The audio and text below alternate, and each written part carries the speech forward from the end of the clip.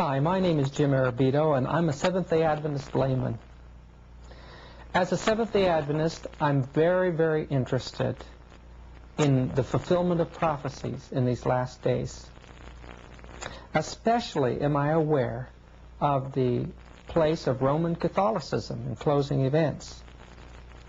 Well, I was on a street ministry in Berkeley about 10 years ago. I became acquainted with a Roman Catholic Jesuit priest from the University of San Francisco. I asked him in one of our conversations, "Have you read The Great Controversy?" And he explained to me that The Great Controversy has a lot of truth in it. In fact, he told me that the Roman Catholic Church will rule the world again. For a while, I was in a state of shock. You know, it just happens to be that although we're Seventh-day Adventists, many times we don't see in reality the very things that we supposedly believe. It hit me very hard, and I began about 10 years ago collecting books on Roman Catholicism and world politics. You know, we as Adventists expect somehow to see all these events take place out in the open. But you know, I found that that is not what Revelation 17 tells us. Revelation 17, verse 3 says this, "So he carried me away in the Spirit into the wilderness, and I saw a woman sit upon a scarlet-colored beast." Well, a scarlet-colored beast is all the political powers that are going to pull together to destroy the commandments of God. The woman riding on that beast is Roman Catholicism and fundamental Christianity. John describes these things as taking place in the wilderness. Now, in reading Revelation chapter 12, we know that when the primitive church fled persecution, she went into the wilderness. And in Great Controversy, page 55, Ellen White tells us that the wilderness is a symbol that represents obscurity and seclusion. This means that at the end of time, Roman Catholicism is working in secret with the rulers of this world in an effort to control the world, to take it over. And I believe that time is right upon us. You know, I plan to put together a documentary film called The Missing Dimensions in World Affairs. And for that film, I had gathered together interviews with people who had either personal experiences with infiltration of Jesuits or Catholic priests, or, in one instance, an interview with an ex-Jesuit priest by the name of Alberto Rivera, and another, a secret agent for the federal government working for the Pentagon during the Second World War, and his wife was the chief stenographer of the Pentagon. All the funds that went over to Europe for the troops passed first through the Vatican. This man had had personal working relationships with Roman Catholic priests, and listen to him, he knows what he's talking about. I had to stop my plans to do this documentary and decide to just get these things before you right now. The Jesuit priests have been infiltrating every institution, and they're ready now for a takeover. I want you to pay close attention to this first person that we're going to interview. He's an ex-Jesuit priest, and he tells you about the infiltration by the Jesuits. Especially I work in dealing with the infiltration of churches and religious institutions as well as government. That cover a tremendous number of institutions. And the purpose of that infiltration was what for? Well, the purpose is what the Roman Catholic system has all the time as her own purpose, is to infiltrate, to penetrate all the areas of life where the Roman Catholic can have control and access for the coming world government. What that means is, in preparation for that world government, the Roman Catholic institution, especially since the establishment of the Jesuit order in 1541, throughout all these 500 years, they've been in preparation, in and through infiltration and penetration of every level of society in order to take over the world politically and religiously. There are two doctrines that define very well these dangerous goal of the Roman Catholic institution. Two doctrines define this very well. One is called the doctrine of the apostolic succession, and that is dealing with the papacy. And the other is the doctrine, the temporal power, and that is dealing with world government. Of course, both, because you can see that even the Pope and his own individual office, he meet those requirements. He is not only the head of his church, as he called himself, John Paul II, the present Pope. He said he is the pastor of his church. He is not only that, but he is the head of his state, of his country. But that means he is the head of a political state. Both combinations are in one office there. And prophetically speaking, that is what we see in the book of Revelation. The political power always hand to hand with the religious power. I was in Chicago years ago, and I was canvassing as a colporteur selling ballerinas on circle.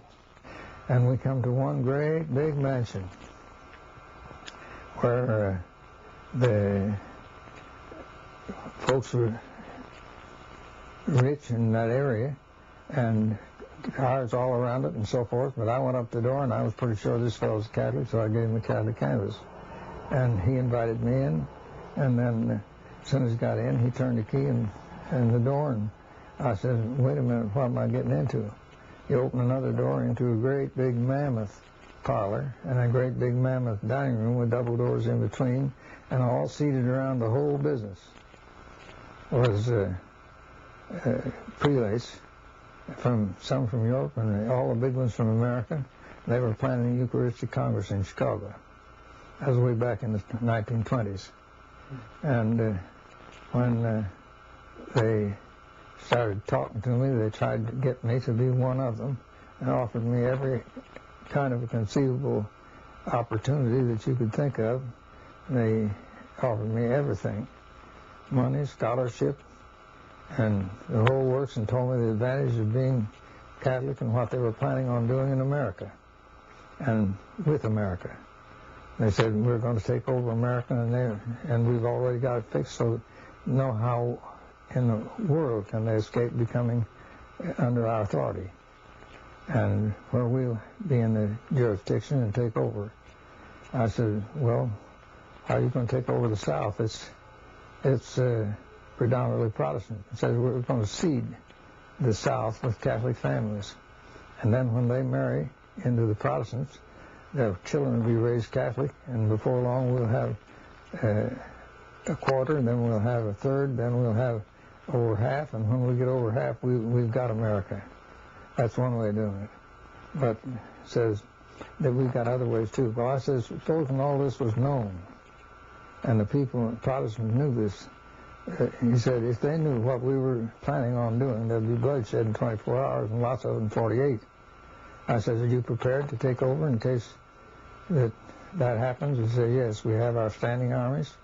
We have everything all prepared with guns, ammunition, and the whole works. And said, we can take over, and you might as well join us and be with us and get in on the right side of the fence.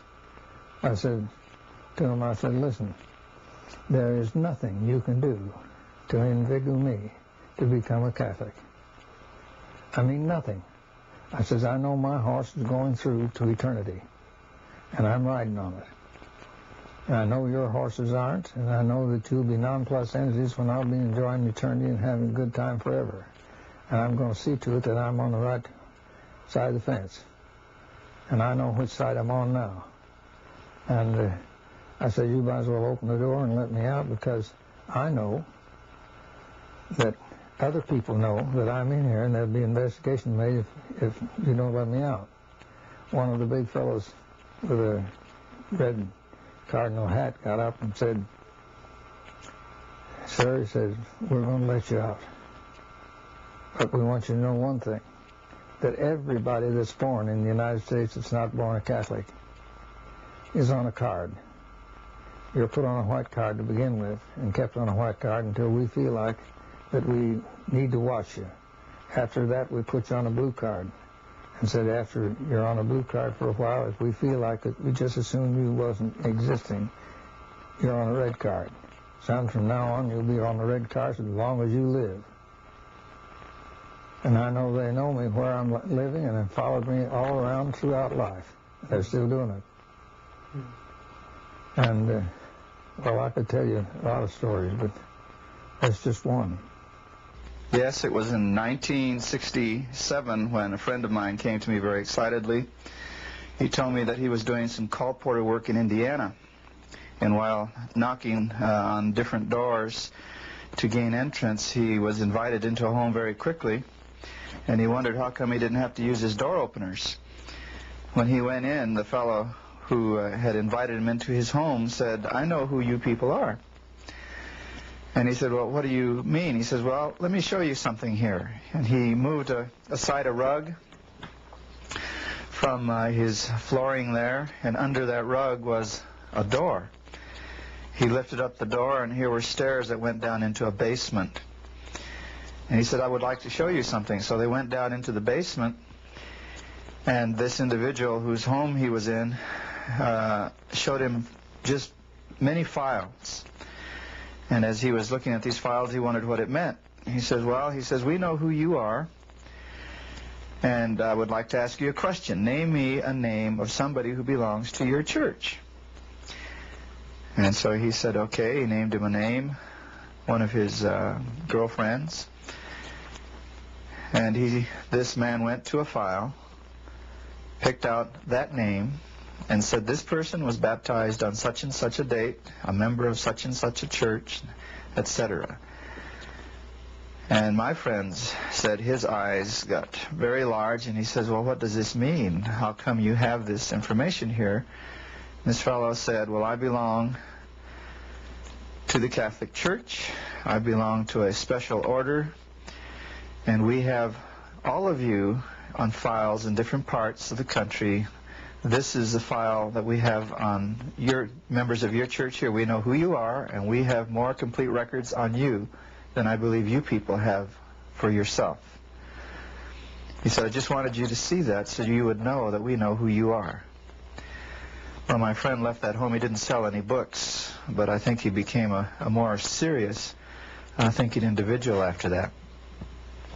Because I was always able to open up to anybody that I cared anything about, even a friend, much less your husband. And he was this way all the time I was married to him. Very evasive. Was he gone for long periods then? Yes, he was. He was gone for 3 and 4 months, sometimes out of the year, sometimes a less amount of time, but always no less than 6 weeks at a time. And he would act so bitter when he left. He'd get me all upset to where I'd tell him, why don't you leave, Joe? And so he'd act so sad, but he'd leave. And I saw later that he really intended it to be this way. He was manipulating you? Right. That's true. Mm-hmm. Did he show any remorse? Not really. No, it was just as though that was his line of work. Very dear neighbors that lived across the street from me. And they knew my husband, and they had known us for years. And so when Joe and I were married, and he would try to communicate with them, but I don't know if he was revealing anything to them that he wasn't saying to me. But these folks told me, they were first to tell me that Joe, in fact, was a priest. Many of my friends questioned Joe in their own minds, not to his face, but they thought he was a very strange person. They thought it was strange that he'd have so many absences from our marriage. But of course I took all the blame for that, not fully realizing that he was irritating me to the point of sending him away these times when it was necessary, in fact, that he was away. Because his church, I'm sure he had the calling that he had to answer, or the work that he had to do for his church. At what point were you sure that you had married somebody pretty high up in the Roman Catholic Church? When he had finally convinced me that it'd be wise for us to marry in his church. And I had belonged to the Seventh-day Adventist Church, or I guess I hadn't yet been baptized into the Seventh-day Adventist Church, but I felt that it probably would be smart to marry him in the Catholic Church. And so I went ahead, and then we went over to see a priest in Reno and was going to discuss being married. We had to go over to another office, another group of offices, and see a cardinal. And so when we went to discuss our marriage with the cardinal, Joe was rather talking down to the cardinal, and I felt this was sort of unusual because realizing just common knowledge that people didn't talk down to a cardinal if they were Catholics. And I thought that to be a bit strange, and the cardinal took Joe. The two of them walked away, supposedly out of range of my hearing. And that's when I realized that he, in fact, was a Catholic priest. And he had told me that he was going to, what was that word I wanted to use? Excommunicate? He wanted to excommunicate himself. And I thought, this is strange, a man that devoted to church wants to excommunicate himself. And then when I heard the discussion about the priesthood, I threw up the papers and I said, I've had it. I'm going to quit. This is it. I'm not going to be married. When you heard what discussion about the priesthood? Well, I could hear little bits about your position and this position and that position. It was just very scanty, but I knew that it was, at this time, discussing his priesthood. How long had you been actually married to him at this time? About? Oh, 6 years, I guess. I threw the papers up, yes. What I have here I gathered up. I noticed that even my divorce papers are gone, but I don't know what's happened to those. But you did see the papers, the wedding certificate that I have, and I don't know what happened to the divorce certificate. Did you take any pictures of Joe? Well, there were lots of pictures made, yes. We had many made. And then what happened to them? They were taken. I don't know where they went, but I don't have any pictures left of him at all now. Did he take them? I don't believe so. I don't believe so, but who knows? But you don't have any pictures of Joe today? No, none whatsoever. You'd mentioned that someone had broken into your house and stolen. Yeah, some of the things were taken from me, stolen from me, yes. Who would want pictures? There must have been something else packed in that box. I'm sure there was. Or, who knows? It's a crazy thing. There were quite a few things missing. Even personal pictures of my children and grandchildren. Well, he made a boast one day about Hitler. What exactly yes. did he say about Hitler? He said Hitler was one of our very good people. Hitler and Mussolini, he said, were good Catholics. And he said also the mafia. He said we have some good people in our church. When I showed him the book that I had gotten, written by Samuel Bakioki, he said, that's one of our men. And so he said, notice where it was published. And he turned right away to the area in the front of the book where it tells you published in Rome. And he pointed that out very carefully to me. Are you telling me that in the same breath that he mentioned Hitler and Mussolini, that he mentioned Samuel Bakioki? I'm not sure of that. I'm really not sure of that. I don't know that that was at the same time. How did you feel when he said that? Did you think he was kidding you? Yeah. I thought he was jesting a lot of the times. And I would question him about it. And he really wasn't jesting at all. But you had the feeling that he was. Joe was a very sober person, and it was difficult to know when he was joking, which was seldom. He was very serious. He had a serious mission within him that he carried out. I was reared in Pasadena in Southern California, which is only a few miles from Glendale, where Merle Vance used to speak on Sabbath afternoons in his discussions of the Catholic Church with the number 666 and how paganism had worked into the church. It was intensely interesting. Even I've used some of the things he has said even yet today. But he had these mimeograph sheets that he used to pass out, which had the pictures that he had copied from his various publications. I know he did a lot of study when he went back to the seminary. He was studying on the connection between 666 and the Roman Church. And when he went to the seminary, some of the people there said, well, now we think we know that there's a Jesuit on the staff here, and we think we know who it is. Merle hadn't been there very long until he said, I think I knew who it was, too. Well, he continued his study, and he had pictures from the books that were printed in Rome by the church. And this is what was on these mimeograph sheets that he used to pass out. But at the height of his study, he took some of this amazing material which he had and took it to one of the leaders there in Washington and showed him what they had. This man, without even looking at the paper that Merle had, said, Brother Vance, that study is not for you. But he said, look what I've got. It's all here. It's proved. Here's the pictures. Here's the proof of it. There's no question. He said, Brother Vance, that material and that subject is not for you. Well, he was pretty downhearted. He went to his major professor, which was a professor of history, and he showed him what he had. This professor said, we want you to write your term paper on that.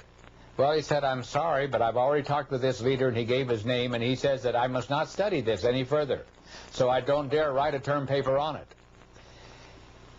Well, time went on, and some of his friends said if he didn't change his topic, he wouldn't ever graduate. In fact, the major professor said that. So he did change his topic to something inconsequential. Finally, the time came for Merle's graduation from the seminary, and it just happened that this leader had been called to Europe for a year, and it was during that year that Merle was graduated. So he had his papers. Following that, this leader died, and a very close friend of this leader was talking with Merle one day, and he said, I know positively that that leader, that man was a Jesuit, because I was a very close friend of him, and I know this positively. Merle was certainly a good student. I remember him when I heard a tape of him recently. I recognized his voice. It was so thrilling to hear his voice again because I enjoyed those messages which he gave. He was a good student, a fine man, a real scholar. Certainly he was a credit to this people. The subject of Jesuit infiltration into Protestant churches, whenever that subject is brought up, it's often ignored, dismissed, or just brushed aside. For some reason, they don't like to think of this fact. But the story I'm about to tell you occurred in 1939 at a Seventh-day Adventist institution, Washington Missionary College, located in Tacoma Park, Maryland. This was told to me by Dr. B.G. Wilkinson, who was president of the college from 1935 to 1945. Now, Dr. Wilkinson told me that he uncovered a Jesuit infiltrator at that time, in 1939. And this is how it happened. There had been a new Bible instructor hired by the board, and this man had been teaching Bible to the undergraduate theological majors for about 5 months. Now, Dr. Wilkinson had always encouraged an open-door policy, and he encouraged the confidences of his students, especially his theological students. Now, some of these young men came to him after a period of about 4 or 5 months, and they said, Dr. Wilkinson, you teach Bible differently than this new Bible instructor does. There's some things about him that we don't understand. He brings up doubts in the classroom. Doubts about our theological position, about our doctrines. These doubts are then not resolved. They're left sort of hanging in the air. And they had other questions, which Dr. Wilkinson couldn't answer. It aroused Dr. Wilkinson's suspicions about this man. Now, the teachers had in Old Columbia Hall little pigeonholes, boxes where they mail slots, you know. They used to put their mail in these little pigeonholes, and the faculty would come and pick up their letters. This one day, Wilkinson saw an envelope being placed by the mailman in the mail slot for this Bible teacher. And the letter was a rather long, rectangular, official-looking letter. And after the mailman left, Dr. Wilkinson stepped over to the box and he drew the letter out. And he looked at it, and the return address was a Hereford Road address. Now, Wilkinson knew that that was a Jesuit college. It wasn't located too far from Washington Missionary College. He took the letter and he steamed it open. Of course, this was an illegal act. But, you know, when you're dealing with a class like they are, they committed many illegal acts in their time. The assassination of princes being the least of their illegal acts. And you know, the Jesuit motto is the end justifies the means. And Wilkinson thought, I'm going to steam this letter open. And if it's an innocent thing, I'll just close it up again and say nothing. He steamed it open, and inside he found orders from this young man's superior, telling the young man, outlining to him what he was to preach or teach in his Bible class for the next several months. Dr. Wilkinson reinserted the letter, gummed the flap back on. He called the young teacher in. He said to this young man, he had the letter on his desk, you know, and he said to this young man, I have a piece of mail for you. And he handed it to him. And he says, we know who you are, and we know why you are here. You are a Jesuit. Are you not? The young man looked across the desk at Dr. Wilkinson. He picked up his mail, turned on his heel, and walked out. And it was the last they ever saw of this man. He never even stopped to pick up his pay. But he cleared off of that campus the very same hour. When I was in detective work in Washington, D.C. during World War II, I was going home to Alexandria, Virginia from Washington, D.C., and when I got to the mall, there was two scholars, and they were sticking up their fingers for a ride. I said, I'll just pick them up and put them in the back seat and see what I can find out from them. And so when they got in the back seat and was seated, I asked them, I said, you boys are from Georgetown University taking the priesthood, aren't you? No, we're not taking the priesthood, they said. Oh, I said, you're scholars from Georgetown University taking something. What are you taking? They said, we're Anglican brothers. Oh, I said, the church has never told us what Anglican brothers are, nor much about them, and I don't know much about them. What do the Anglican brothers do, and what are they for? They said, well, we're taking studies to work with the Protestant churches and get them to come in to do what the church wants them to do, and to work with them and work with us. And I said, well, how many of you folks are taking the course? They said about 780. And I said, how many graduates? Oh, some are between 780 and 700 or 800. No, 700 and 780. I said, no, how many graduated last year? And they told me.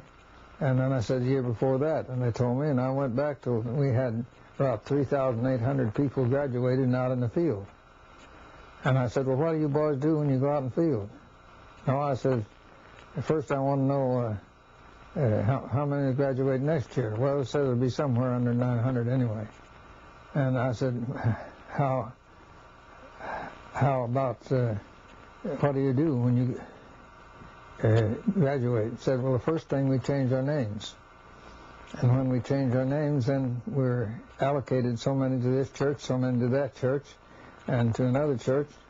And I said, when you go out to the churches, then what do you do? He said, well, first thing we do is look around for some nice young lady that we'd like to make an associate member with, and then we marry them. And after we're married, we go off to a Protestant theological seminary or school, and we come out a Protestant minister. Then we're taught to, in our course, to work up to the heads as fast as we can in that line, where we're supposed to work in. And I said, now, do all of you work in the same field? No, says some of us work, but we all work in the church trying to get the churches to unite with us and do what we want them to do. So were these Roman Catholic students then? They were, as far as I learned, from what I learned, they were Jesuits. I know they don't only infiltrate the Protestant churches, but they infiltrate their schools. And I know one fellow that got to be teacher in the Methodist school, and as a result of that, a lot of the Methodist ministers today are carrying communist cards. They utilize anything and everybody to bring their means to an end. My story goes back a few years ago. My father first got the ministry, Pastor Arrabito. He was sent by the General Conference to Reno, Nevada, which was his first ministry among the Italian-speaking people. At that time, there were quite a few that had migrated from the east to the west, and especially in the Reno area. So a call went out for a young minister, and my dad was ready and willing and consecrated to do his part in the ministry. He was a young minister at that time. And he was sent to Reno, Nevada. And from there, he was sent to, a call came through not long after that, after there was 40 to 50 members. A call came through to go to San Francisco. And of course, a minister has to always be willing to whether he wanted to or not, to go where he was called. And the call came through, and he did. He went to San Francisco to open up the work there among the Italian-speaking people. Of course, at that time, we never had any thought of who the Jesuits were and what they were about to do and what they were doing, even at that time, and that was some time ago. Anyway, after he was there a while, he got a call to go to Oakland to work among the Italian-speaking people. And he was told that he would be working side by side with a man by the name of Calderoni, Elder Rosario Calderoni, who would be in charge of the Italian work in that area. So my dad went and took orders from Elder Calderoni. He worked in Oakland and El Cerrito and Richmond for a while, bringing people to church and working with them, giving Bible studies, and many souls were baptized at that time due to the work which promoted that area. At that time, he became friendly with Elder Calderoni, and in one instance, Elder Calderoni admitted that he was raised and sent to school, to the Roman Catholic school back in Italy, and he was going to be a Jesuit. He was an admitted Jesuit at that time. And he said he broke away from the Jesuits and became an Adventist because he saw that they didn't have the truth. Well, naturally we all believed him. But it wasn't long after that when Dad would answer a call to the Stockton area to raise a little church in the Stockton area, which he went. And of course, all this time, he was under the direction of Elder Rosario Calderoni. And that's when we realized that there was something wrong. Elder Calderoni, at that time, we didn't know it, but was gradually destroying the work that was being done among the Italian-speaking people. The people would come in and complain, and that money was being sent to Calderoni, and wondered what was happening to it, and all the while, why he was visiting people and speaking against the young people, including my dad, that had newly come into the truth at that time. Many of the young Italian ministers at that time were being dropped, one by one, for one excuse or another. And we found out it was Calderoni speaking to Elder Houswick, who at that time was in charge of the foreign work. And we were wondering why this was happening. The church was being undermined. We just don't know how it was happening until later, of course, we realized that we felt that it was because of the background, and possibly Elder Calderoni was still in the work the Jesuits pay, or under their direction. It had to be, because otherwise the work would have gone ahead, because it went ahead so beautifully before that. Friends, I can only tell you of one incident, but of course I hear of many others. And if one person can get into our work and cause a destruction among the Italian-speaking people, I shudder to think of how many more are doing the same thing today. That was my father, John Arrabito, who was kept from the ministry by Jesuit influences in the Seventh-day Adventist Church. Adventists should wake up. Time is short. What organizations have now been taken over by the Jesuit order and other institutes of Catholicism? What world powers are in her hands to be used in this final chess game for the takeover of the world? We can get some idea when we look back to the Council of Trent in the 1540s through the 1560s.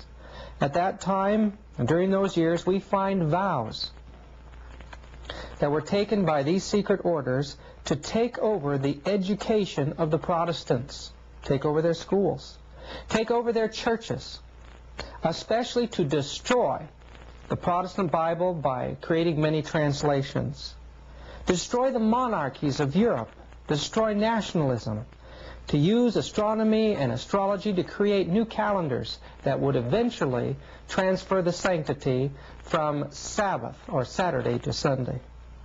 Their goal was to take over the business world, internationalism. They were to take over banking, to take over Judaism and the movement of Zionism, to create political strife and chaos and all of these things for one end, that Catholicism should rule. Listen. I did training in monasteries and convent where I prepare cursigistas, the Legion of Mary, the Blue Army, many of these militant organizations. I train and prepare how they can become Baptists, how they can become Adventists, how they can become Methodists, how they can become Presbyterian, how they can become Pentecostal, and all these areas where they must infiltrate any area. You bring up one of the other questions I have. Might as well ask it now. Particularly the Blue Army.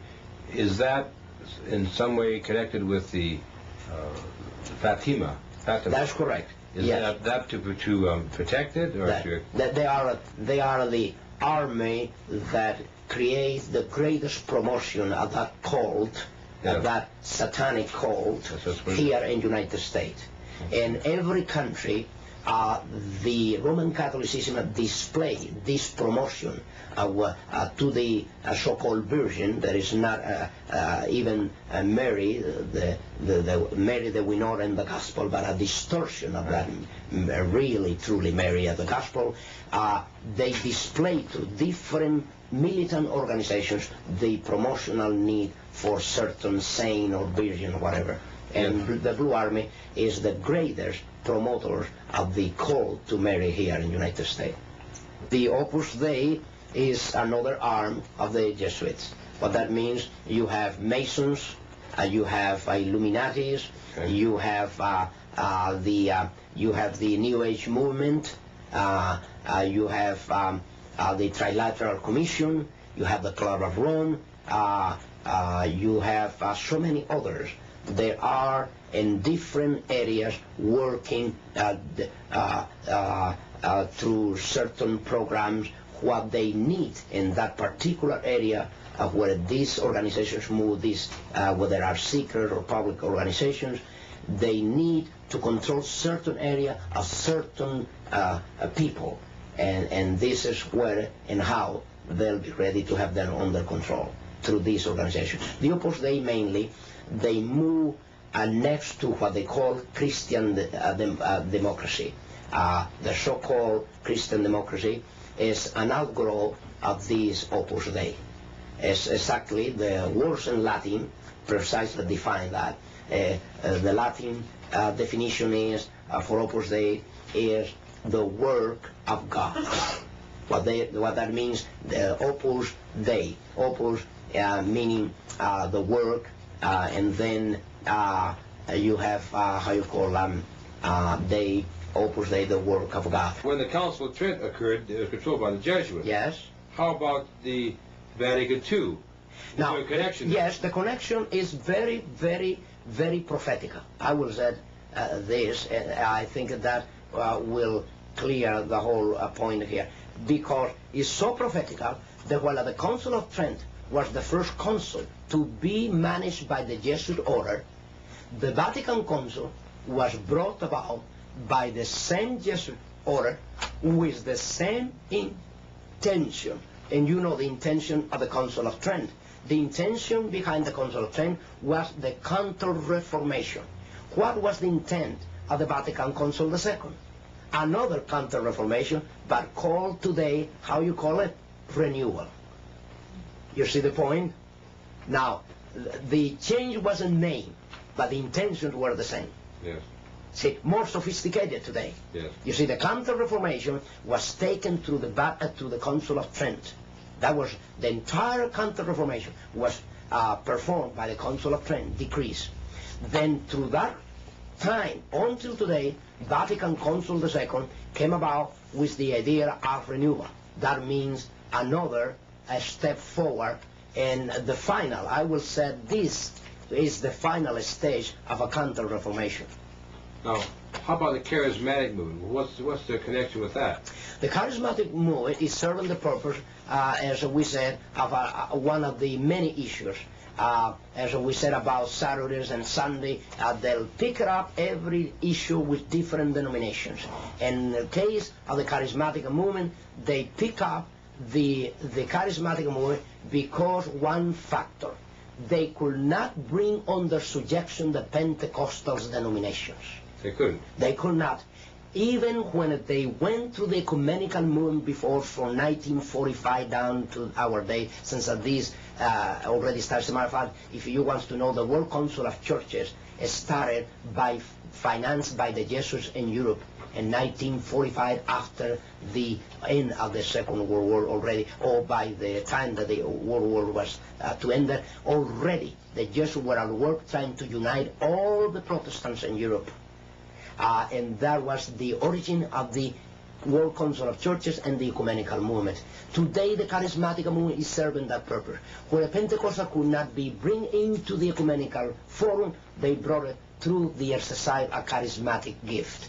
We were on the way back from London on the jet plane, and there was a man dressed in a uniform like the Catholic priests wear, and he was conducting himself not like a priest you'd see in a movie, very friendly. He was a very sophisticated type man, and people could sense that. And I never thought I'd see him again, but in Baltimore at the airline station where the baggages come off, well, I turned around and there he was next to me. And I just turned to him and said, "Hello, friend. Are you a Jesuit?" And he says, yes, with a big smile. You see all of his teeth. And he was very happy with himself. I said, well, listen, I'm very interested in the Jesuits. I've read some about them. And what would you think about the Council of Trent and what was invented in the Council of Trent and the infiltration of the Jesuits into Protestantism and the use of the Jesuits through organizations like the Illuminati and the futurism theory, the secret rapture that they invented for the Protestants? And I talked about a lot of those things, and he had a metamorphosis take place. His face became rigid, his smile went away, and he looked me right in the eyes and he said, "You know quite a bit, don't you?" Like he never expected it. And I told him that you know, I was one of the Protestants that got away, and if he could realize that if somebody like me knew those things, just imagine some of the other of God's people that know those things and are willing to tell anybody about them. And it was an amazing situation how that man's face changed, and he thought he was like in one identity, but all of a sudden he realized that these dark secrets of theirs, they're being found out, and I'll never forget that. Would you consider that Jesuitism to be an occult secret society? It is an occult secret society from the point of view that the Jesuit order, what you know of the Jesuit order and what everybody knows of the Jesuit order is not the truly Jesuit order. What that means is even the Jesuits within the Jesuit order, they all are not knowing the secret society, the inner secret society that they are surrounded by. Spiritualism and the papacy is as close as two fingers are on your hand. One cult that started from Fatima, okay, the cult of Fatima, the Roman Catholic cult, seems to be antagonistic to the rest of the Roman Catholic Church. Seems that they believe that the Pope that's in now is an antichrist. The whole thing is that Satan gets as many people as he can on his side. And by starting something else up, he can get more. Oh, I see. And he starts first one thing and then another. That's why he's got so many churches and so many cults and so many this and so many that. What he can't get one person on, he gets them on another. Mm-hmm. And the biggest thing that he gets most people on is TV. Right. Satan has all kinds of organizations. Mm-hmm. But the Catholic Church is his one biggest, most extensive organization that there is in the world. Yeah. He has these others organized to take care of things, but and in some places he works, even destroys himself to make other things work out for himself. What's the connection between Jesuitism and communism? Well, that's a long story, but really, communism was really started by the Catholic Church, and the Pope himself is allied with them and a communist himself. They sent some Jesuits into a little town where they wanted to start Catholicism. Now this I learned from E.T. Babienko that worked with me on a lot of detective work that I did. And E.T. Babienko told me that after they had no success for a short while, they substituted the place with twice as many Jesuits as they had in the beginning, and after years they got nowhere. So they said the only way in the big meetings in the Vatican, where the headmen all meet, they said the only way we'll ever get anywhere in putting Catholicism in Russia is to take away the children from the parents and do away with the Greek Orthodox Church by training the children otherwise. And in their brains, this was all formulated, and they decided to put communism into Russia and to put hard-boiled communism, which is Bolshevism, and later bring it on to a de-Christianized Christian Bolshevism. So the connection between Zionistic Judaism and communism then is, would you say that's a fraudulent story? Yes, to some extent, and yet they use the Jews wherever they can. So the Roman Catholic Church utilizes Judaism. They utilize anything and everybody to bring their means to an end. So these writers that point to the international Jewish conspiracy, drawing from historical material that appears to see the Jewish involvement in all this, may very well be part of the Catholic ploy to take the heat off of themselves? Yes. And that's absolutely the truth. And have you ever heard tell of this book that Zionism taken over? Protocols. Yes. I have one of the books. They're hard to get. I can get them if necessary for anybody. But I have ways and means of getting them, but it takes me a little while to get them. And when you get them, you better keep them to yourself. But here's the thing. When the Zionists got all that underneath, the Catholics got a hold of some of this material in these books. And now, what do you think that Hitler did away with all the Jews for? Is to get rid of the heads and the ones that would promote this Zionism. And they're doing what the Zionists proposed to do. So they actually, in reality then, there is a Zionist movement, but the Roman Church is trying to take over it and control it for their own purposes. They have a club of 300 at Rome that does nothing but figure out how they can do it and why they can do it and where they can do it and why they can go ahead.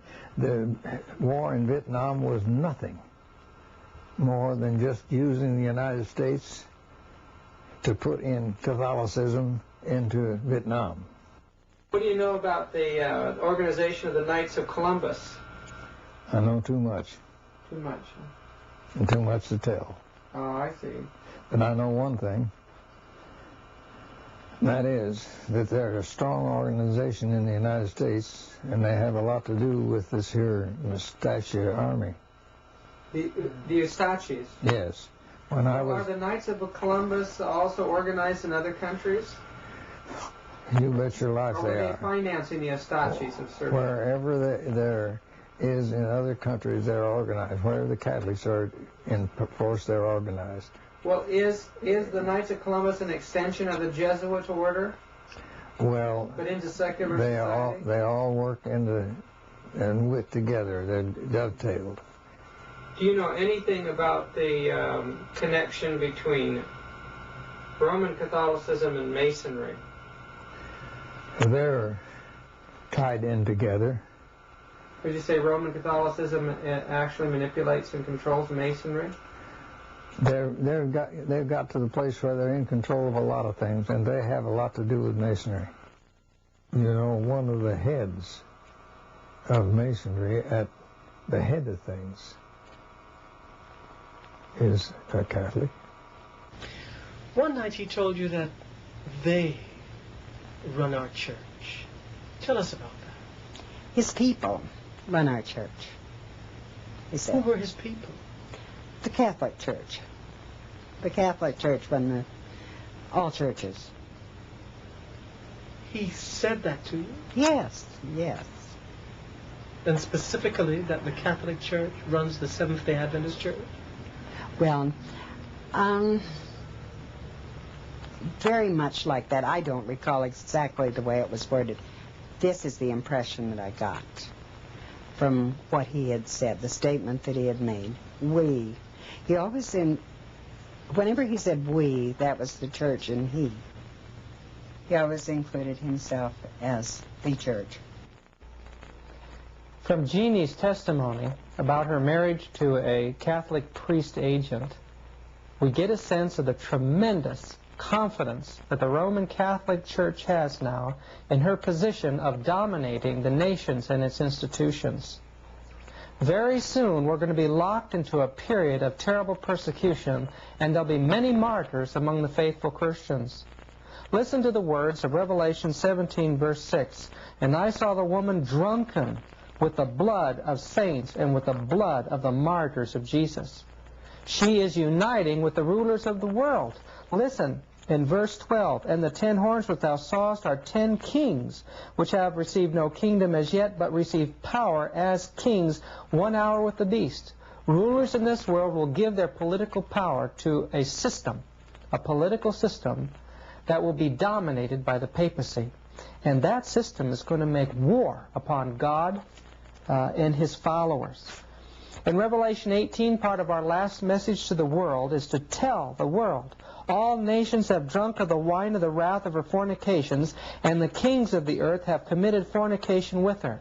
That the governments of the world are in an unholy alliance with the Roman papacy, and God is going to judge them. I want you to listen very carefully to Dr. Hiram Duke's testimony as he shares their position in world politics. When I was behind these locked doors, they told me that they were going to cede the South. And with what they told me then, I knew they were planning World War II. And I knew they were planning on bringing all the DPs and seeding the South with DPs. They've done it. They've got to the place now where... DP is... What's a DP? That's the folks that are displaced in the old country on account of war. Well, one thing that's interesting is no bombs are dropped on the Vatican. Well, my wife was the head stenographer in the Vatican, in the Pentagon at that time. And she gave all the orders and sent out all the orders to the big men. And she had orders to see that there was no Protestant flew over the Vatican and over Rome, because they were afraid that they might, through their own ingenuity, want to drop a bomb there. Are you aware that the head immigration authority in Germany was a strong Catholic, and that he let the men in that were trained in New York for the hoodlums that went over to do away with the Tsar and his outfit, and they were shipped by him into Moscow by getting one of their men into Moscow and shipped in boxcars, and this fellow in Moscow that got in there ahead went and opened the padlocks off the boxcars and let them out, and they went right up and did away with You're talking about Lenin and Trotsky. Yes, sir. Trotsky was trained in New York, wasn't he? Yeah. The head of a bunch of hoodlums. Got to talking with E.T. Babienko about a lot of things. We got in places where we wanted to know things. We put on priest garb, dressed up like a priest, and he put on even garbs on beyond the priesthood. Well, because he spoke in 44 languages more fluent than I do in English, and his wife speaks 33 languages fluent. Why, and he understands enough in other languages right away quick, and he picks them up like magic. The General Conference used him for interpreter to go between a lot of these places wherever they needed him. And he went to Europe and went to Asia and a lot of these different things. And when he went to Asia, he was over in the Himalaya mountains, where it's so difficult to learn the language. He learned some things was going on in Europe, and he wanted to go over and find it out. So he took an airplane, he flew over there, and he dressed up like a big head man in the Catholic Church, and he went in among these other men, and he purported that he couldn't understand their language. They had to get him an interpreter. So they got him an interpreter, and he understood their language better than they did. And he understood everything they were saying and everything they were saying about him. And that way, why, he fooled them to where they thought he was a high dignitary, and he went in and found out things that he wouldn't otherwise. When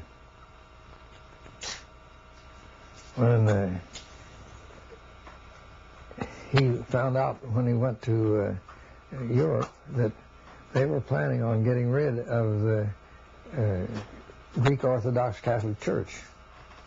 And one reason they tried with the Illuminati tried to put a bank in Russia, and they couldn't get the bank in Russia because the fact that the Tsar was too smart for them. And so they said, well, the only thing we can do is do away with the Tsar. And what years was this? Well, this was way back in the time of before the World War I.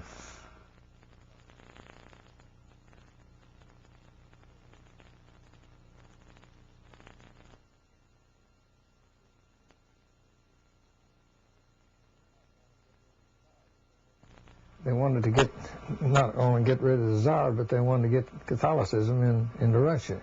And they were trying this before they tried to get the money bank in there. And when they sent, I think it was 1,000 Jesuits into Russia, most of them are centered around a little country town and a little place in Russia. And they tried it for over a year, and they didn't make any headway. So they sent twice as many more in that area, and then they didn't get anywhere, and so they called a big meeting over in Rome of all the head folks from all over the world, and they planned on what they could do, and they found out that the best thing they could do was to get rid of the parents taking care of their children, to educate the children, and that way, if they took the children away from the parents, that they could control and get Catholicism in there later. So they put in hard-shelled Bolshevik communism, and they thought, well, we will annul that and get it so it isn't that way later on, and put in a de-Christianized Christian communism. And they planned all this ahead. And he learned this. When he got this information, and they found out that they'd done this already, and that they'd taken the children away so that they could imbibe communism into the children and take them away do away with the Greek Orthodox Catholic Church. And then they could control and later get things into Russia, and control Russia. And they'd do away with the Tsar and the government and the whole works. And then they planned on doing it in World War I. They dined, wined, and educated 300 hoodlums in New York to do all this and to go over and take over the Tsar and take over Russia and put this Bolshevism in Russia. Well, when they got it all ready, they had already gotten their man.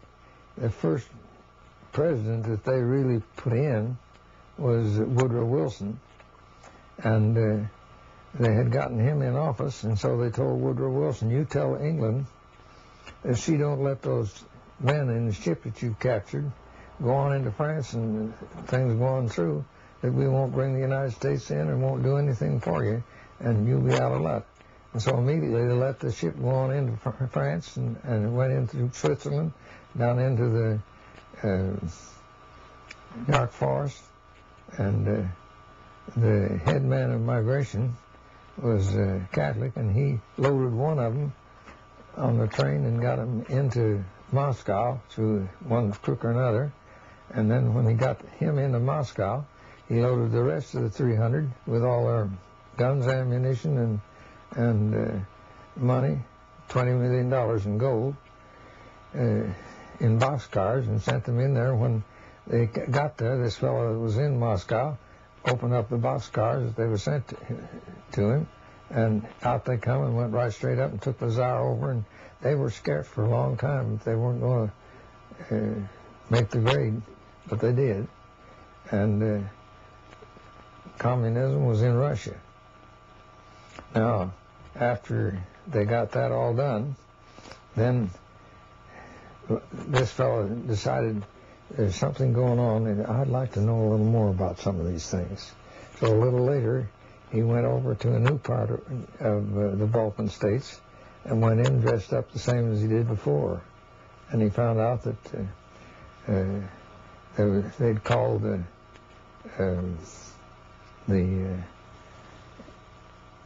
folks from all over the world into the Vatican to plan for things in the future, and that they were planning on putting a new war into Second World War, and that they planned and put Hitler in to do it. And he found out the reasons it was all done and why they had it when they did have was that the young folks in Germany were falling for Bolshevism and communism, and the young folks in the Catholic Church in Italy were doing the same. And they said, well, we've got to put something in there that's as near like it that they'll fall for and control the situation.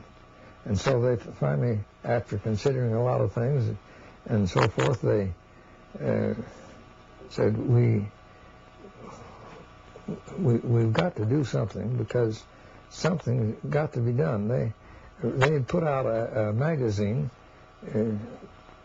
among these young folks to stop them from turning Bolshevik and communist oriented, and it was so bad that they decided that they'd have to do something, because Russia put out another magazine that told it way back before this they had controlled another country with the same kind of government, and it was in such and such books and such libraries in Europe, and they printed what was in the books and in these magazines. It had such a percussion that they said, we've got to do something else, we've got to control the situation.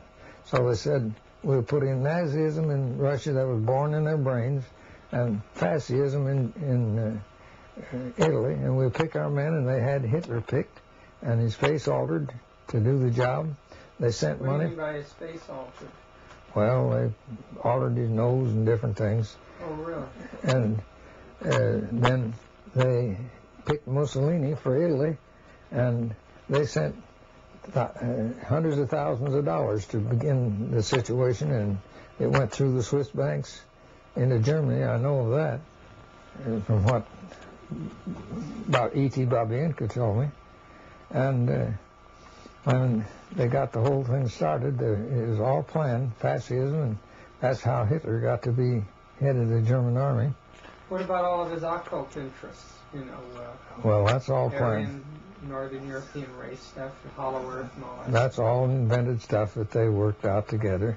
This Mein Kampf that he was supposed to write was hired to be done by a man in England, and he never wrote it at all. And as far as I could learn, and Babienko could learn, and then they went through with the Nazi works in World War II that you all know about, and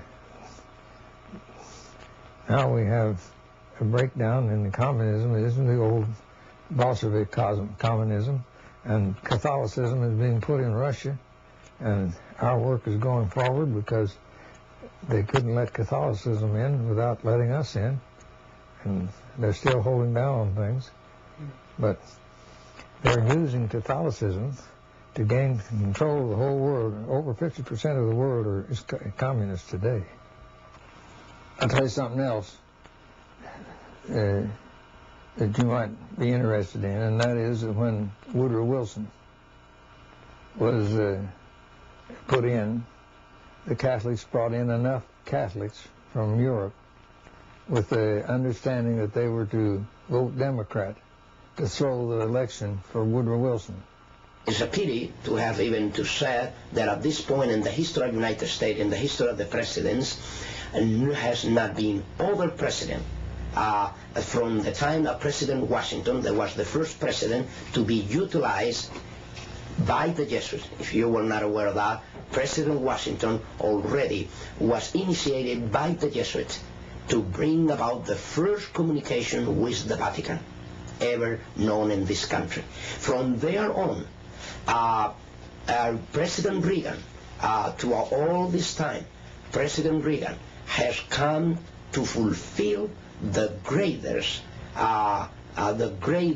moment in the history of this conspiracy, because no other president has come as close as President Reagan with the Vatican, and even not even John F. Kennedy. What that means is they have done to President Kennedy, to President Reagan, what they were not able to do even through a Roman Catholic president. And nevertheless, I will say this: the religious belief of President Kennedy is nothing more, nothing else than another expression of Catholicism. Perhaps I need to clear this. Roman Catholicism is not only the Roman Catholicism.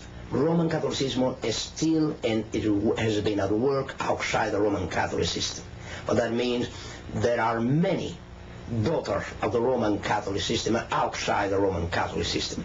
And as there are many daughters, these daughters have children, and of course President Reagan fit within that picture. His relationship with the Vatican today brought about several things. One of them is the diplomatic relationship with the Vatican. Second, the preparation for the signature of a concordat between the Vatican and the United States. And if you want to know, this never took place overnight. President Reagan was prepared and is here for the task that is performing today as President of the United States by the Jesuits of Rome, and the time that he served as a star in a movie that was very well known and still being shown today, a very old movie about the football team of Notre Dame. New Rockney. That's correct. This is the time that the first contact was made by the Jesuits with Reagan. Jesuits, under the stream of an induction, they were not directly to be involved. They only were the elements, the intellectual element that will prepare this. The case of Abraham Lincoln. Abraham Lincoln, the president, was killed by the Jesuits of Rome, but there was no a Jesuit there involved directly. Nevertheless, was the Jesuit who prepared the plot against his life and prepared and trained those who were to kill him. They arranged it. Yes, it happened with President Kennedy, the same thing. Yeah. The assassination of Kennedy is another fact that can be proved of any time that was ordered and by the Jesuits in order to get rid of a president that already was ashamed to the Roman Catholic institution, being a Roman Catholic. You have two different extremes. In Abraham Lincoln, you have that there was a man professing to be a Christian, solid Christian, and then there you have a man that professed to be a solid Catholic, but then put to shame his own institution when he was confronted about what he will do as a Roman Catholic president about the Constitution and about the interests of the Roman Catholic institution. When he placed the Constitution of the United States above the canon laws of the institution, he called for disaster. Do you know anything about the assassination of President Kennedy and its connection with Catholicism? Well, I wouldn't like to dwell too much on that. But I know one thing. They told President Kennedy that they were coming back after he refused to sign the Polka school bill. And they told him that he better sign it when they come back. And there was head Catholic officials there at the works. And the whole thing, I'm quite sure, was planned before they come back. They asked him to sign it, and he said, I'm told the Protestant people that I wouldn't sign a bill, a Polka bill, while I'm in office this term. And I won't. I'm as good as my word. I won't go back on my word. And a short while after that, he was not a dead man. He was a vegetable. He wasn't killed. But his wife knew all about it and called the Greek boat fellow and told him he wanted him. She told him that he told her that he'd come and get him and take him over to his island. He was over on his island for some time, quite a while after that, when the whole family went over to the island, his family, Kennedy family, and they buried him out at sea. He was in the hospital on the Greek island for quite a while. What about the British royal family and the oligarchical families of northern Italy and some of these old families that have, actually ruled for years and years and years. Do they have any connection with the Roman Church today? A lot of them did. A lot of them ruled under the Roman Church's authority. You take Henry in Germany. He defied the Pope for a little while, and the Pope made him come and humbled him to where he had to stand in the snow outside for days before the Pope would even talk to him. But today you have a number of royal families still in existence in Europe. Yes, they're permitted. It's just, but the head royal family of Britain don't amount to a hill of beans. They're just figureheads, pencil work. They don't have any power then. They really don't have as much power or any more power than you do. What connection do you see then between Jesuitism and the Illuminati? Well, the Illuminati is an outgrowth of papal plans to control the whole world. And it was through the Illuminati that the papacy got a great deal of its control of Great Britain and the United States. And they control more than what people realize. This Schiller Institute, you've heard about the Schiller Institute or LaRouche's organization? They're the ones that organized and promoted this SDI, and also they're pretty extensive throughout the world. They've been putting a lot of people into office recently, and but their focus, all of these different magazines have a different focus. Their focus is to unveil the machinery of the British ruling family and some of these other families, showing their involvement in international dope trade. And then they're into showing the dangers of the IMF and the banking fraud today. All that don't amount to a hill of beans alongside of the giant octopus that controls behind the scenes. The whole thing is, you take in the United States, they let a lot of these things go because it works to their end. If they demoralize the brains of the American youth and they keep them undercover, and so that they can't get into things like they would if they used their brains and got up to the place where they should, why, they can control situations. So the drug trade is actually advantageous to the Roman Church then? Absolutely, and Russia's pouring tons and tons and hundreds of tons of drugs in here for that purpose. Their final goal, they have gold just like anybody has gold, and they have the final goal to take over this whole world and control of the whole world and everybody in it and have them in slavery underneath them. Wherever the Catholics have gone, the first thing they do is get the cities in debt. The next thing is to get the county in debt. The next thing is to get the state in debt. The next thing is to get the government in debt. That's how they got control of Great Britain. That's how they got control of the United States. And when they get control of one of the state, got control of the United States, now they're trying to get control of every country in the whole world, and they've got the world underneath bind at the present time to where the economies, it works to a condition to where they take over, and they're working for a one world government, a one world takeover, and it's coming faster than most people think. How did the Jesuits change the system of Protestant education?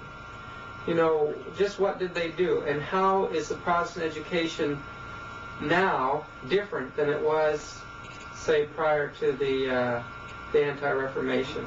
Well, there's a lot of things that are different. There's no question about that. But they have worked up into the work of education and the educational field to where they help to control the education. And they try to control the education to where they are ruining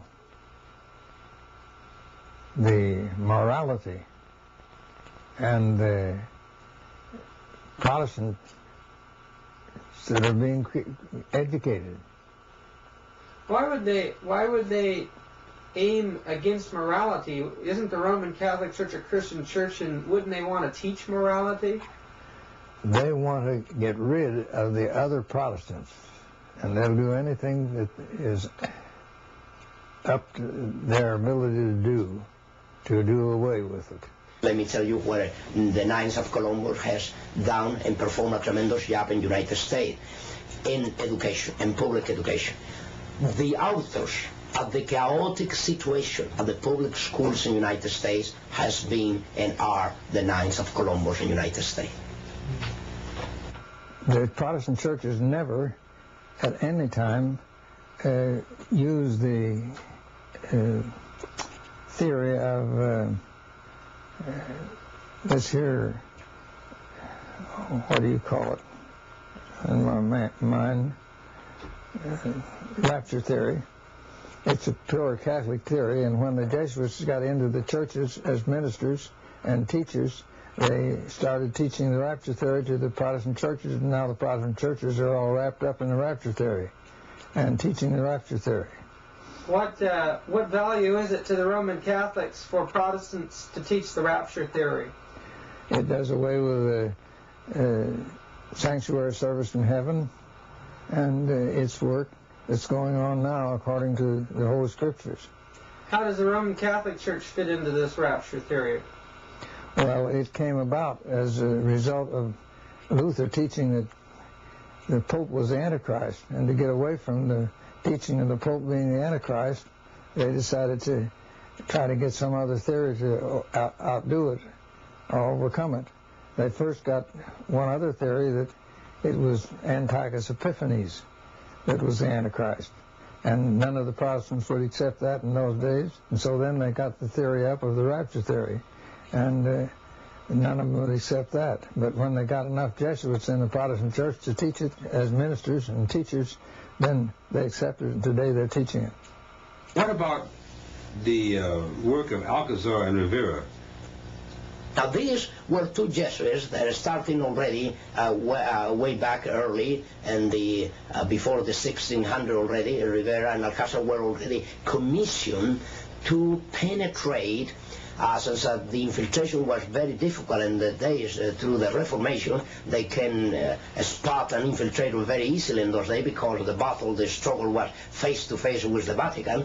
Then Roman Catholics and the Inquisitors, they have a hard time trying to infiltrate the Christian churches, even in Spain, where it was underground completely. They have a difficult time, and there was a very fearful thing to infiltrate. Then nevertheless, they did it. They did infiltrate, and this is how they find many Christians worshiping the Lord in underground places. Now, through infiltration. But in these cases, they were not commissioned under the stream of an induction, as I was under the stream of an induction. Rivera and Alcázar, they were to work, and then later Lacunza. There is more, but I will mention these three, the most important ones, in dealing with one special area, prophecy. They were assigned to deal especially with prophecy, with the purpose to do two things at least: to cover up any prophecy relate to the origin of the Antichrist, relate to the Antichrist, and relate to the papacy, relate to the Antichrist. And second, to cover up any idea that the Roman Catholic institution was never a Christian church, as I pointed out before. What that means is to make possible in Bible commentaries and church history that the Roman Catholic institution always will appear as a Christian church falling in apostasy, and then need a renewal. That was the idea that Rivera, Alcázar, and Lacunza tried to trace. Among other things, they tried to implement the idea that most of the prophecies of the book of Revelations were already fulfilled by the time of Nero. What that means is that don't worry about prophecies today. Don't worry about the Antichrist. Don't worry about a one-world government. Don't worry about nothing like that. Yes, that's correct. Walter Martin has been and confessed by him. As a matter of fact, I could mention that I have a debate already with Mr. Martin. I have already a debate with Mr. Gary Metz, and I took them both by surprise. I took Mr. Gary Metz on radio by surprise. I not only persuade him, I force him to answer these accusations and these slanders. And then I took immediately Mr. Walter Martin and Anaheim. And both gentlemen, they were not looking really to meet with me. They were trying to avoid, if it were all possible, that confrontation that I did have with both. We have tapes of these confrontations and these debates. And then Mr. Walter Martin, he himself, even so that I knew his name and the list of very confident persons by the Jesuit order. What that means is that the Jesuit order will have a list made up in the United States of people as well as institutions that are worth trusting. And Mr. Walter Martin, I even mentioned to him in this confrontation with him that his name was listed in that list. What did he say? And he said to me, well, I don't know why my name is there. I said, you should know. He should know. Yes. I said, you should know. As a matter of fact, why Mr. Walter Martin, 25 years ago, he even wrote about the cult to Mary, a book about Mary, and 25 years after, he have a list, as a matter of fact, that I have with me, a list of cults where he lists the most dangerous cults, and all who in the list of his most dangerous cults are Christian Science, Jehovah's Witnesses, Mormons, starting with the Mormons. And suddenly, I was expecting that he will place at the top of the most dangerous cult Roman Catholicism, but were the Mormons. Now, the Mormons become the victim of Roman Catholicism not only, but become the victim of Mr. Walter Martin, because even the Mormons are the product of Roman Catholicism. The pressure for Sunday in the future is an issue. Is that a product of the Jesuits, or what do you know about that? Well, what I know is this, that even the Seventh-day Adventist denomination has been placed under the greatest setup and a real setup of all the history of the denomination. And the proof and evidence is that now the leadership is already in a position where they themselves cannot play the role of Frankenstein no longer, because they've been unveiled, they've been discovered, and their intents and their true intents, and cases where already most of them has been already trained, prepared by Jesuits to be where they are. So, will this Sunday issue seems to be on the president's desk to be signed? The moral majority is pushing for it. The Lord's Day Alliance has pushed for it from its inception. That was one of the reasons it was created. Yes. So in other words, you think that for example, the Adventist leadership are going to fold up? No, that is not true. No. In the how the denomination has been set up and their keeping of the Sabbath is this. The Roman Catholic institution already, and this is why you have Biacochi and some other elements within the denomination, there already has been even honor, and condecorated by the Vatican concerning their work. And actually, the Roman Catholic institution is preparing the greatest surprise of them all, because it's not going to be even Sunday that they are going to be after. It's going to be Saturday, and you will see why. The reason of this is when already Catholicism already came about with the idea during the Vatican Council II that a Roman Catholic Mass that was only to be performed on Sundays as to be the only valid Mass for Roman Catholic. Even if they go any other day, Saturday, Friday, there was no valid a Mass for their obligations. Now, during the Vatican Council, the second session, suddenly the whole picture changed, and you know what for. The whole picture changed and said, now Saturday Mass is considered to be valid Mass as Sunday Mass. But that means not only that, more than that, Saturday Mass can replace Sunday Mass. But it's the Protestants, yes, not the Jesuits that appear to be pushing for the Sunday, for national Sunday law. Yes, actually, this is to trigger a reaction to really make you for a cover-up. The issue here is not even Saturday, is not even Sunday. The issue here, whether it's Saturday or Sunday, the issue here is the person of the Antichrist. You see, in matters of days, right now, the conflict is being utilized, the struggle between Saturday and Sunday is being utilized more for the benefit of Roman Catholicism than even for the benefit of the Christian Church. And that is how it has been exploited, to the point that already the Vatican approved, listen to this, approved the publication officially of Biocoki, see, and dealing with from his book called From Saturday to Sunday. Now, if the Vatican go as far as approving a publication as such, what do you think that is happening? Do you see the point here? Yeah. If the Vatican goes as far, telling an official, a member of the denominational body of the Seventh-day Adventists, I am the author of this book, I'm telling you that you have changed Saturday to Sunday, that you, as a Roman Catholic, you were the one that changed it. I mean, openly say that there you did this. And the Cardinal Seren comes and say, oh yes, we agree, we did this, we agree. Now, what are they trying to gain by doing this, by accepting this? What they are trying to gain? They are trying to gain the sympathy, they are trying to gain the life, and they are trying to gain the entire denomination as they have gained the Pentecostal, as they have gained the Protestants through different other issues. Nevertheless, they touch every other issue except the real issue.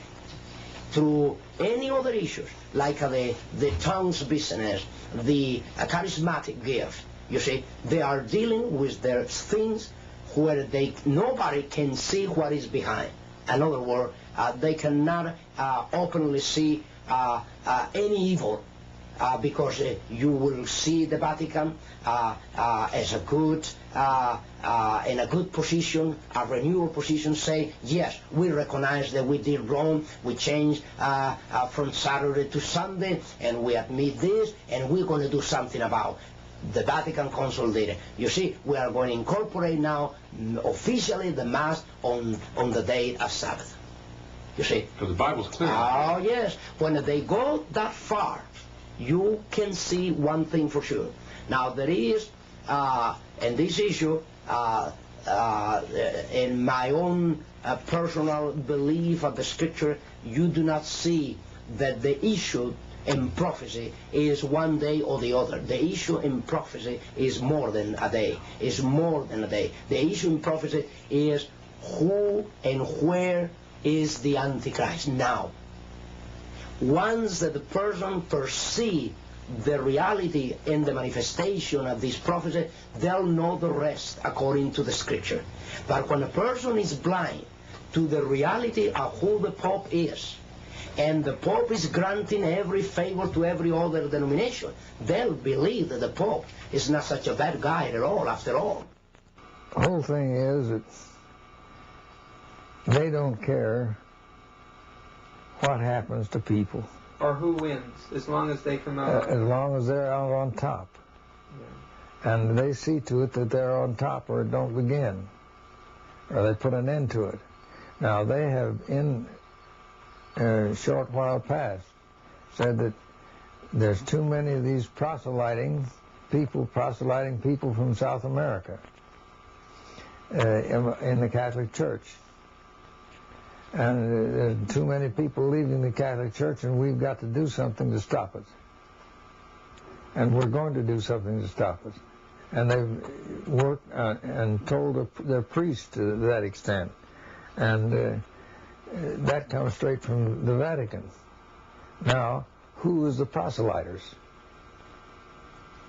The main proselyters are Seventh-day Adventists. Every week there's 10 to 11 and 12 churches being raised up. There are over 100 churches out of Catholicism in South America.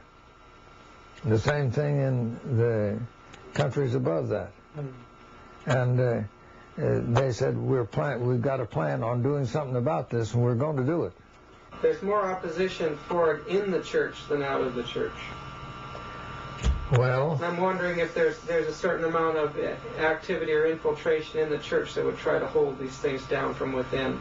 Well, there could be infiltration in the church without any question. But you can't say there is or there isn't until you know what you're talking about. They're wise as serpents and harmless as doves. And they're maybe a little wiser in some respects than what they were here a few years ago, in the fact that they don't let things out to stir up indignation and get some people started. But there always is somewhere, somehow. Gathering information. Gathering information. There isn't a time when that won't happen. If you want to do some homework throughout the news media, you will find something. As a matter of fact, not only throughout the news media, but you will find something very interesting even throughout film industry. There are a lot of movies has come, and a lot of article has been written up, and a lot of television show has come out, and even movies and TV, and through radio, a lot of talk show has come out dealing with the very issues that I have dealt in these 4 parts of my testimony. They did not do this before. Before 1979, over all these issues, everybody was quiet. Every other reporter will never inquire about celibacy and the problems of celibacy, about lesbian, about gays within the clergy, about the mafia and the relationship of the bishops and the cardinals with the mafia and the clergy, about the banks, international bank situation with the Vatican bank. Nothing of this was ever dealt with, except when these testimonies went out.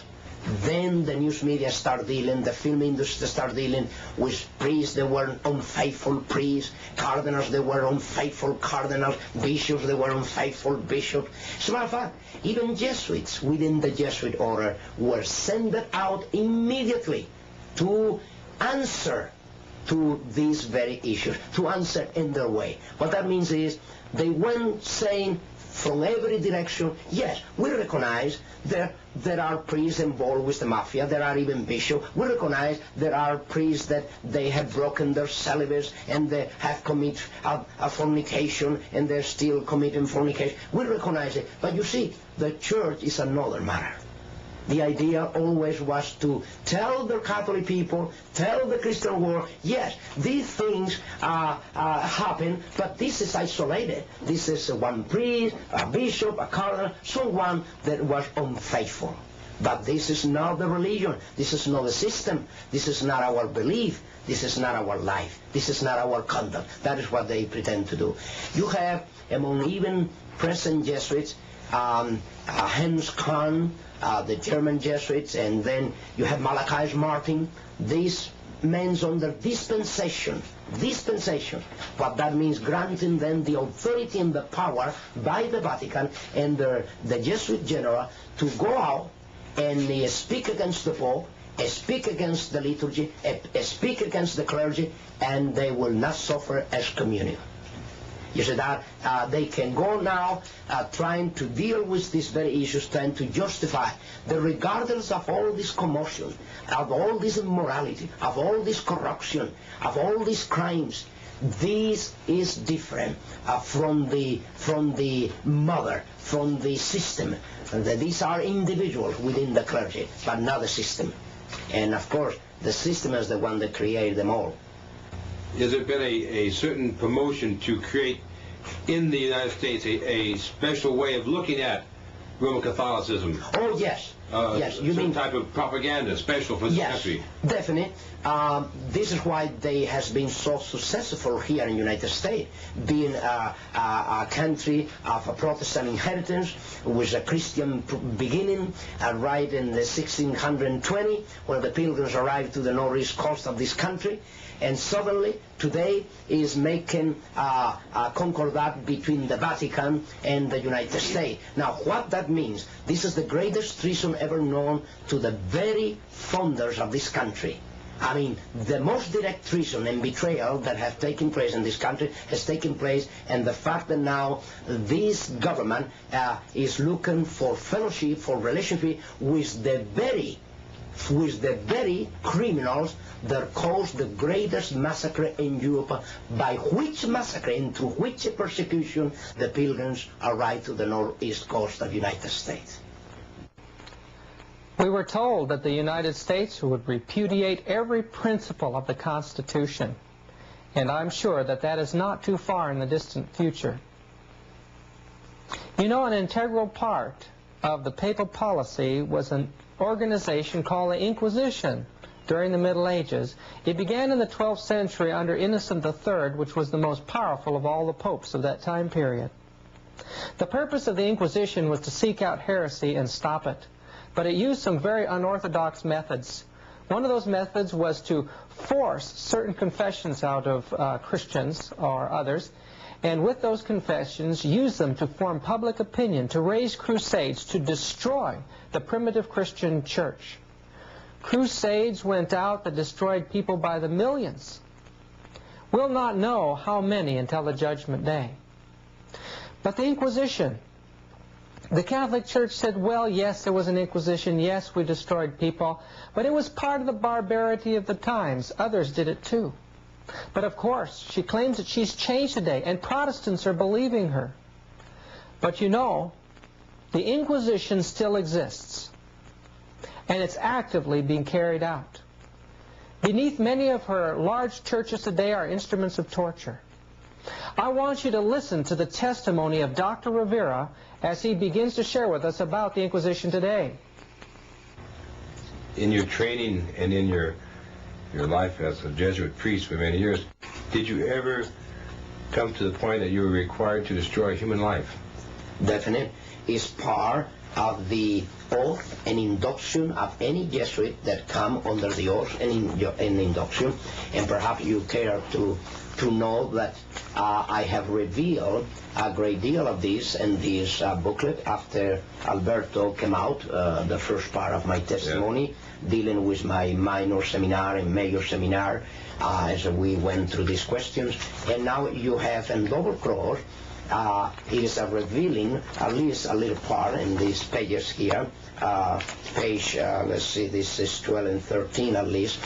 You see that is part of the oath and induction that I was taking as I swear to take the life not only of kings and princes and governors and mayors and senators and congressmen, but even my mother or father or brother or sister, whosoever, come to be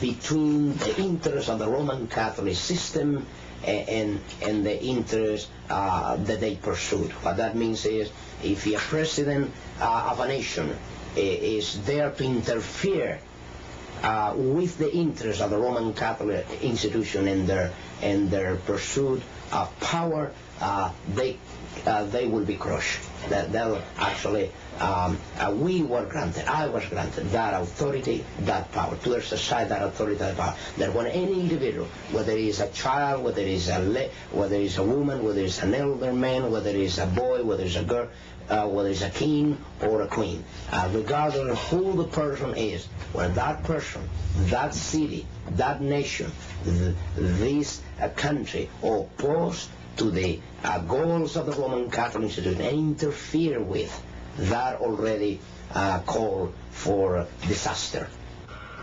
What would you say has happened to the Inquisition?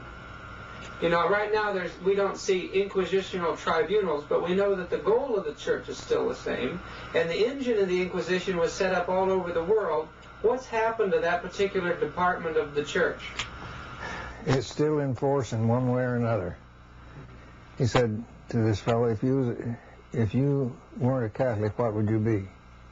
He said, the big Monsignor Segura said to him, said, if I wasn't a Catholic, I'd be a Seventh-day Adventist. And he said, Charlie, if I could get out of being a Catholic, I'd be a Seventh-day Adventist tomorrow. Is that right? And he said, Charlie, he says,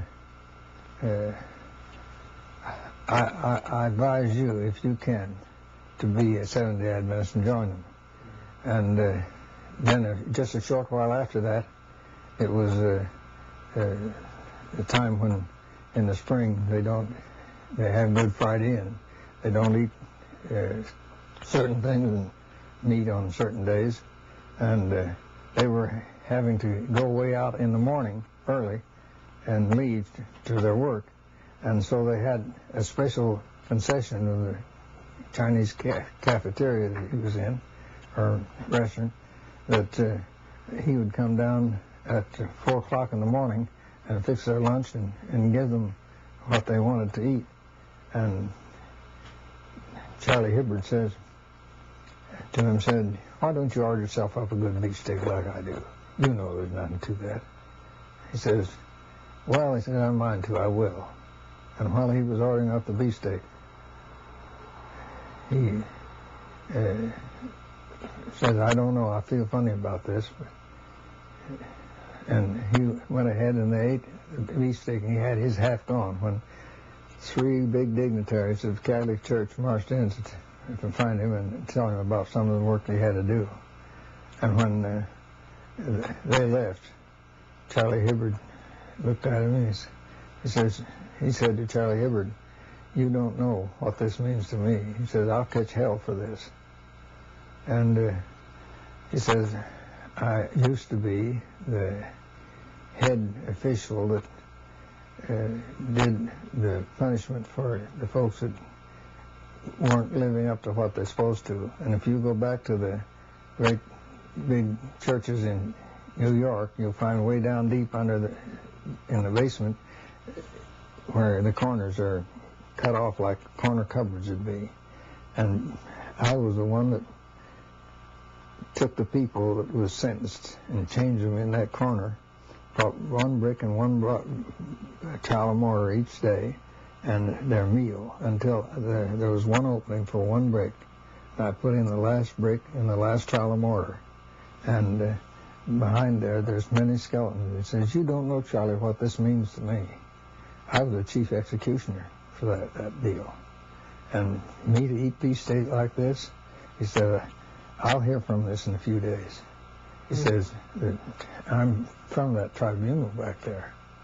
And said, you wait and see. In a few days, he got a notice that he was to appear before the tribunal in New York.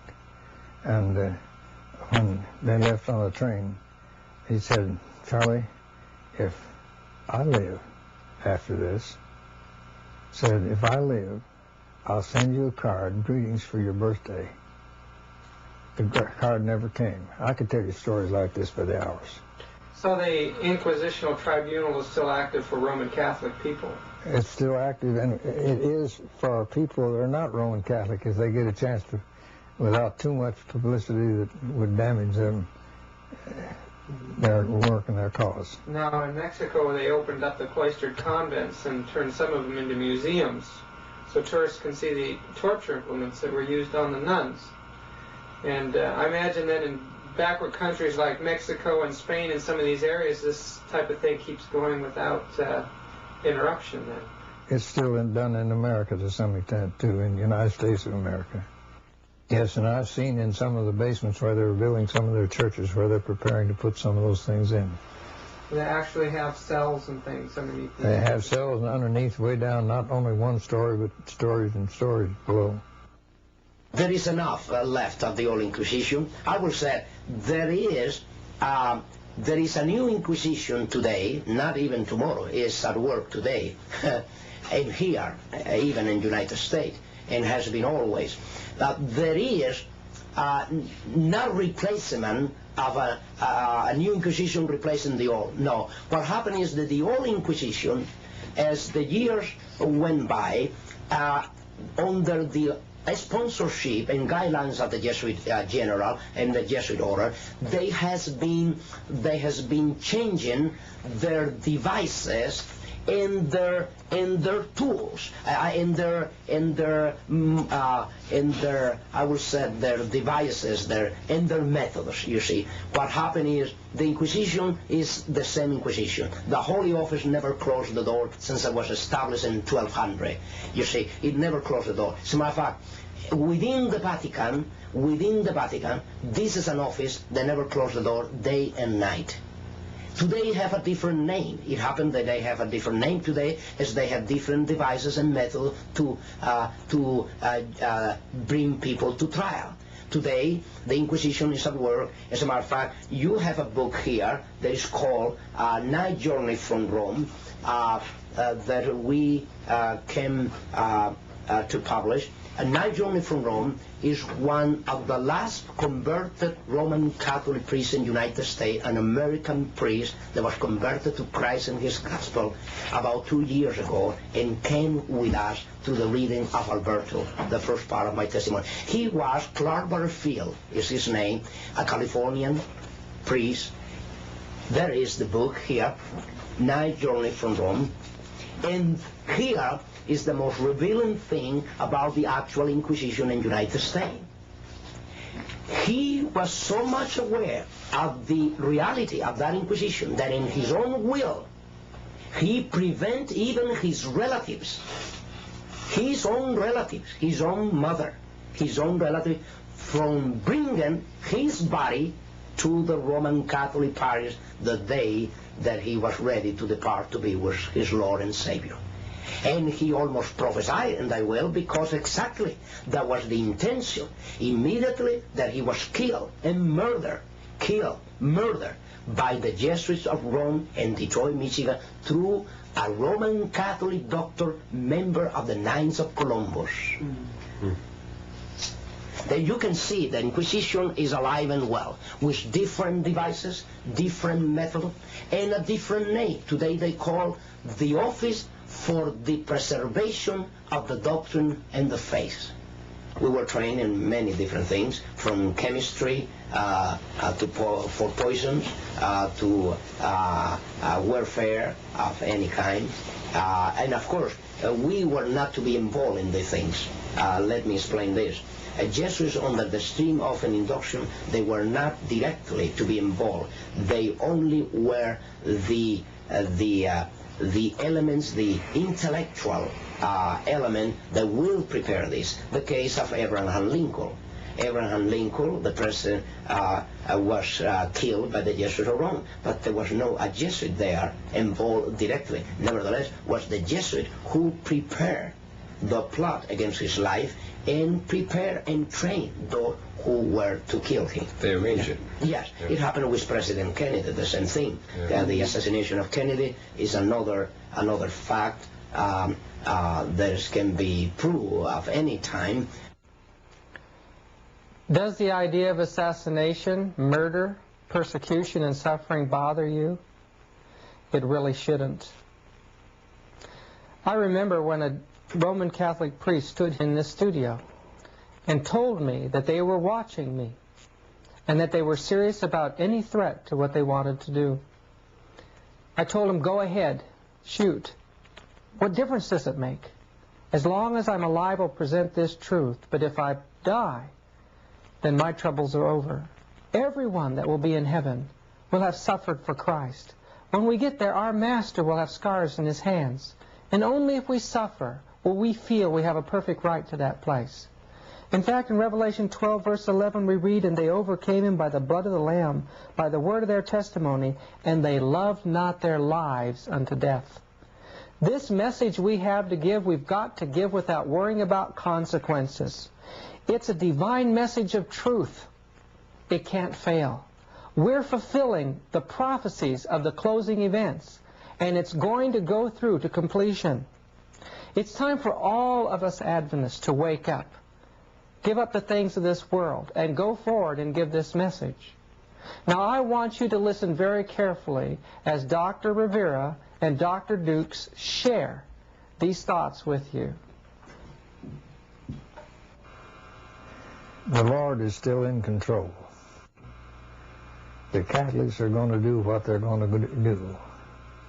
And there's nothing we can do about it, only just go out and do what we can to warn other people and get them into the right channel. The future of Catholicism, according to the prophecy in chapter 17 of the book of Revelation, is what even the Holy Spirit used to convict me to leave at once a Roman Catholic system. That means there was no hope.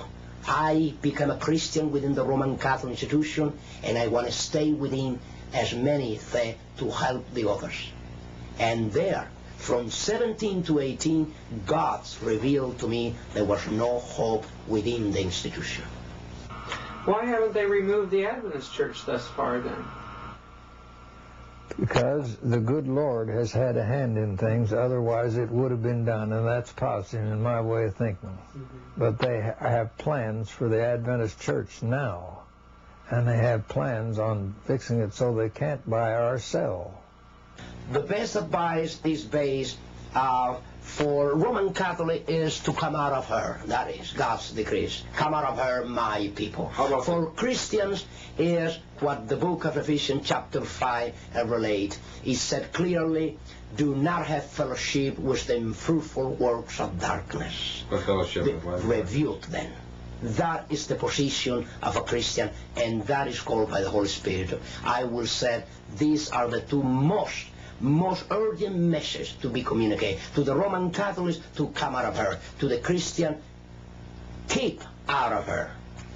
Keep out of their fellowship. There is no fellowship that light with darkness.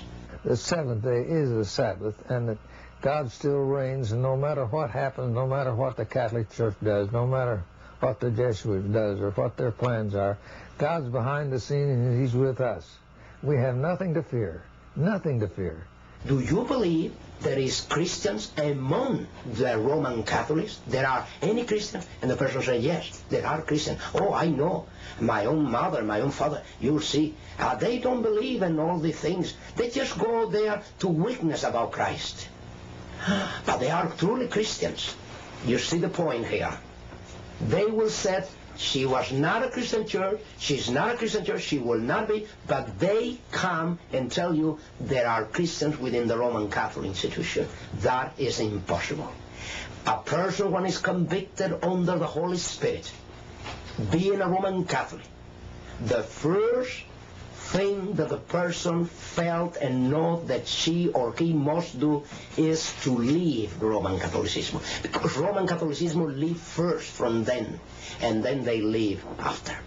You see, even a person that leave Roman Catholicism without being a Christian, Roman Catholicism is still with the person. What that means is they can leave the physical system, but Roman Catholicism is still with the person. Only Christ can eradicate from the root Roman Catholicism from the heart of a person. It's amazing to hear these messages coming from someone who's not even a Seventh-day Adventist. But we're told that the majority of those that will give this message will come out of the Catholic and the Protestant churches during the loud cry in the latter rain. In fact, very, very few that now profess the truth will press their way through the narrow way that leads to life eternal and be saved at last. Brethren, I don't want any of you to be lost. The message we have is just too important right now. There are those that are arising in our church today which are undermining our historical position on prophecy and trying to get our people to join in a more ecumenical posture with the churches of this world. While on the other side, on the conservative side of things, there are those who are rising up and trying to take our historical prophecies and reapply them into the future, weakening the historical message of Adventism. It's time for Adventists everywhere to begin to restudy out the messages that made us the people that we are, and to present those messages with power before the world, under the power of the Holy Spirit. Friends, it's time that the Sabbath be presented to the world more fully. We have gathered here in our studio pictures and film from every corner of the globe showing that the Sabbath was kept in every country right down through the centuries. We've been able to show that in the early centuries that the Sabbath was kept by all the Christian churches but Rome and Alexandria. This message needs to go out, and we need your help, and we need your prayers. We can't do it alone. We need all Adventists everywhere to help us. Would you please have prayer with me as we close? Dear Lord in heaven, now as we face the last years in the great drama, we pray that you will move upon the hearts of Adventists everywhere to raise up workers to finish this work. Move upon the hearts of those who see this program to set aside this world and prepare for the coming of Jesus. In Jesus' name, amen.